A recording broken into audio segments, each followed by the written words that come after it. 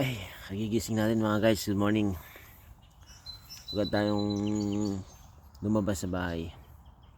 Ayan guys, kakape muna tayo. Pasalamat tayo sa Panginoon. Meron tayong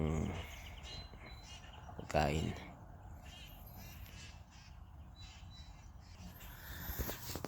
Ayan guys, papakita pala namin sa inyo yung munting garden dito sa likod ng bahay. Ayan.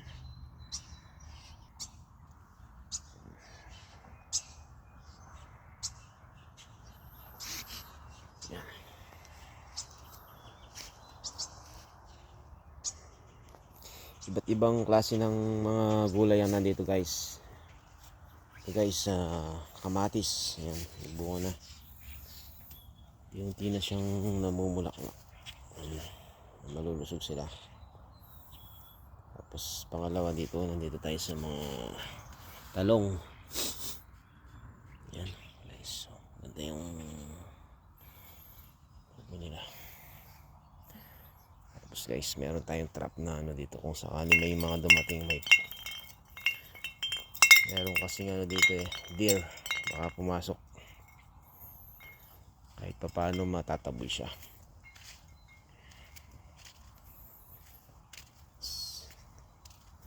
Ito kalabasa,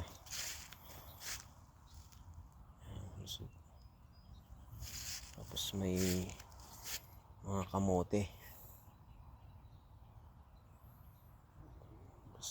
Yan, kangkong tsaka pichay, yan nandun. Tapos ito lettuce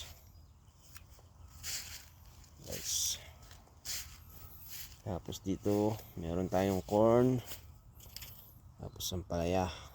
Yan, labit ng dami. Tapos naman dito repolyo, tapos ayun pipino, yan pipino, lapit ng mga yung pipino. Ito yung niya. Tapos ito mga beans, hindi pa sila namumulaklak pero mataas na sila. Ganda sila, healthy. Tapos dito naman sili. Yan, nakapunta ka sili natin. Guys, ito tayo dito naman, banda dito merong upo. Maganda yung ng upo. Ito siya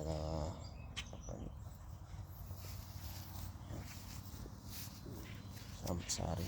Tapos dito mayroon pang mga corn. Tapos dito sa loob merong nakatanim na ilang pirasong melon. Tapos may dalawang pakwan guys. Melon guys. Yan ang laman natin guys. Yan.